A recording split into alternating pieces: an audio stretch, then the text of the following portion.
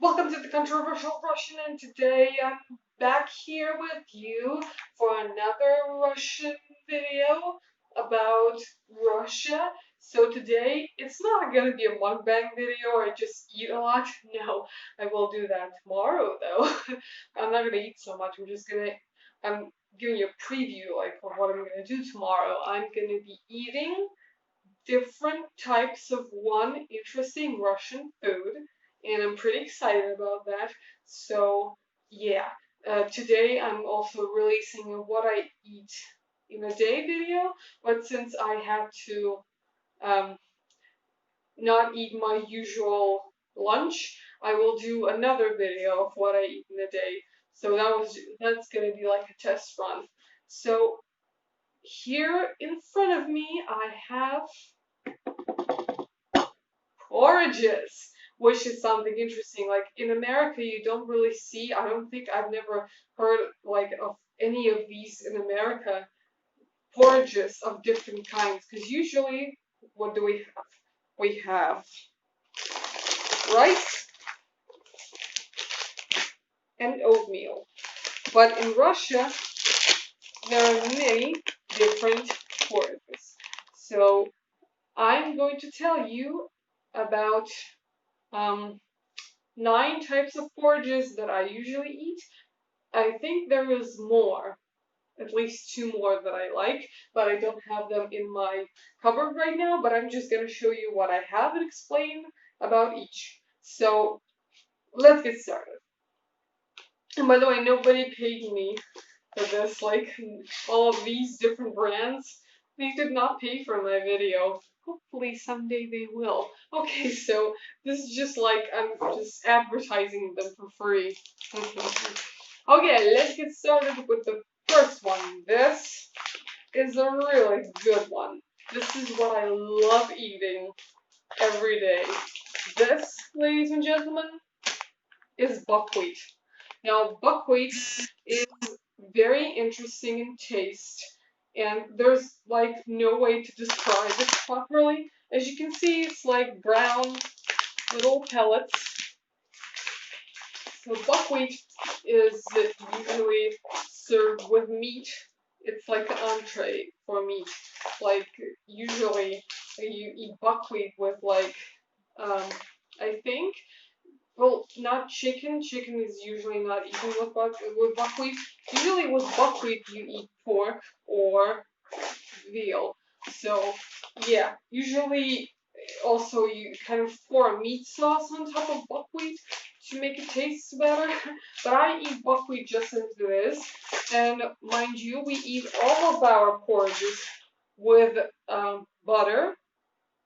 And yeah, butter cannot ruin a porridge. It's a saying in Russian, it loses something in translation, but still, yes, we eat buckwheat with butter and salt. But in some cases, you can cook buckwheat in milk. You can boil it in milk and spread sugar on top of it, and boom, milk buckwheat. And it's actually a very, very interesting taste. So buckwheat can be both salty and sweet. This is a very, very good vitamin A source. This is just your go-to porridge. If you go in Russia, you will definitely see this and buy this. And this brand is called Everyday. It's a brand of a very famous Russian store, Ashan. And I'm gonna go to that store one day and I'm gonna do a video on that. But this is the cheapest buckwheat you can buy in Russia, and it costs like 40 rubles, which is not even a dollar. Like a dollar is 60 to 70 rubles, and this costs 40 rubles. So I'm not really that good at counting that, but let's set that aside. And come to our next friend. This is corn grits or cornmeal. That's right. That is actually a porridge in Russia, and it's not used to make cornbread like you would usually do. Let me just put it here so you can see. This is cornbread. So there's like about 340 calories in 100 grams. So this is pretty like calories, a lot of calories. So, this is a very interesting one. This usually also is cooked in milk because milk kind of gives porridges a really nice taste. And yeah, some people actually serve cornmeal with cheese at times, like they grate cheese on top of cornmeal. I don't think that I've ever seen anybody else do it, but yeah. And this is not essential. You can use this to make cornbread, or you can even use this to make corn pancakes. I've heard of that, but I usually cook it just as it is, either in water or milk.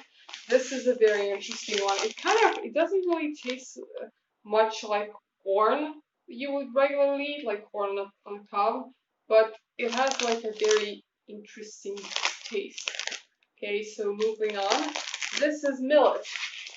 And a lot of people who have birds at their home know about millet. Millet is what parrots love eating, and my grandmother's parrot has millet in his seeds, in his food. So millet is, I also eat it in milk. It's really, really cool with milk. So, yeah, this is also not a very expensive one, and yeah, millet is, as you can see, it's pretty yellow, and sometimes people confuse it with cornmeal, but that's okay. Here it's 358 calories in 100 grams. Most of like porridges have like a lot of calories. Let's see how many there are on buckwheat. 350 calories. So it's a bit less than millet. Millet is sometimes eaten with raisins. And I know that Americans don't like raisins, but millet with raisins, mwah, especially if it's milky.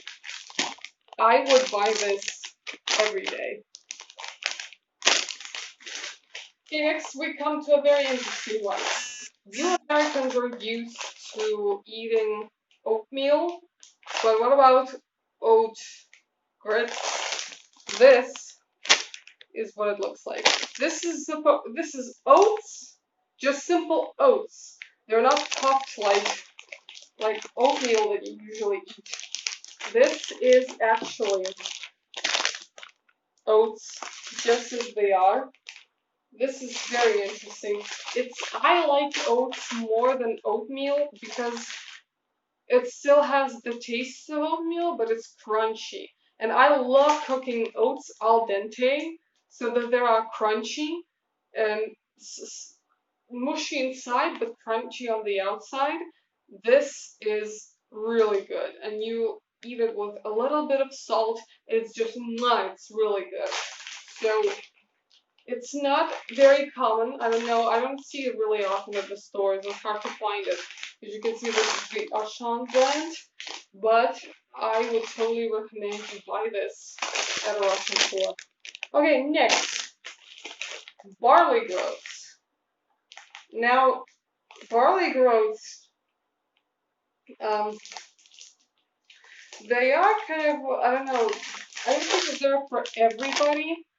For me, when barley groats get cooked in water, they're a little bit slimy, but I still would enjoy it, but not every day.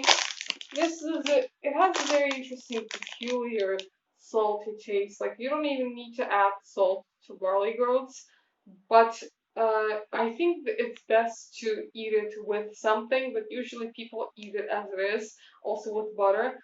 But I don't know, I don't always add butter to barley groats because they're already a little bit slimy and butter makes it even more moist. It's moist enough on its own. So, this one is really interesting. This one cooks, I think, the most out of all porridges. You need 40 minutes to cook this. So yeah. Okay, so let's go to here. This is what every Russian likes the most. This is semolina. I hope I'm pronouncing that right. In Russian, it says manная крупа. In English, I just found out that it's semolina. So as you can see, it's basically like sand. You can't see any grits or pieces. Semolina is the first porridge kids eat because it's very much like liquid. It's like eating a smoothie. It's usually cooked in milk and served with butter and a lot of sugar. It's really good. It's a lot of calories, like, although no, it's not as calorific as the others. But this is the first, like, when you go to kindergarten, that's what you get. Because kids can't really chew that well. But semolina is, when it's cooked down, it's just like drinking a smoothie, so it's really good. And a lot of kids don't like it because if it's cooked improperly, it kind of has lumps, and kids don't like their semolina with lumps. But if you cook it right, it's actually really, really good. Although not good for your body, not that good for your body, but you know. Okay, so this is what I think all Americans know and eat. This is rice. So I'm gonna tell you something scary. But when I was a little kid, I really loved eating rice cooked in milk and served with raisins on top. Raisins with rice is such a nostalgic feel for me. I love raisins with rice. So, rice with raisins. I'm gonna switch that up a little bit. So yeah, this is very good. And there are different types of rice. Like there's long rice. This one is pre-cooked rice. There's black rice, red rice. But wild rice. But this rice is the go-to rice that you eat. And yeah, rice by itself, we don't really eat rice by itself unless it's cooked in milk. If it's in milk, I will eat the rice, but rice by itself, just cooked in water, is never really seen.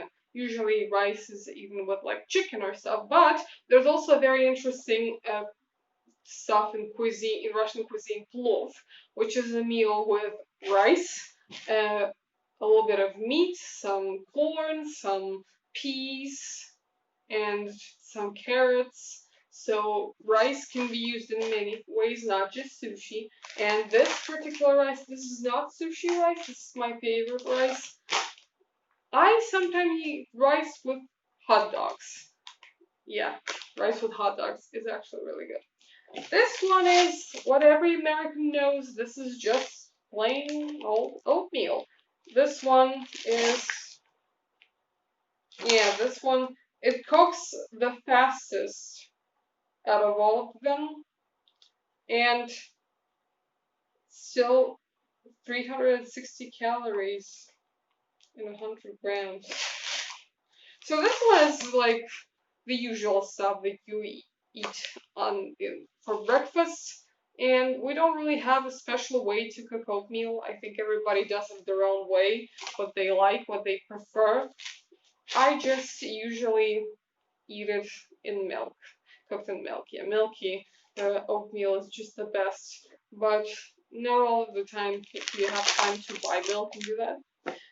Our last porridge is something that I only discovered for myself a few months ago. This is spelt.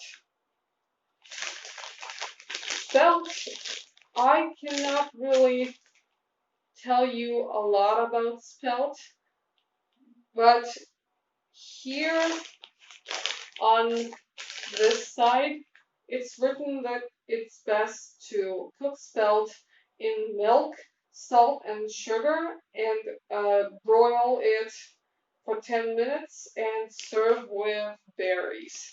So this one is also a dessert porridge, and I think it's nice, but by itself, it's not really that interesting. It's much more interesting if you add some fruit to it.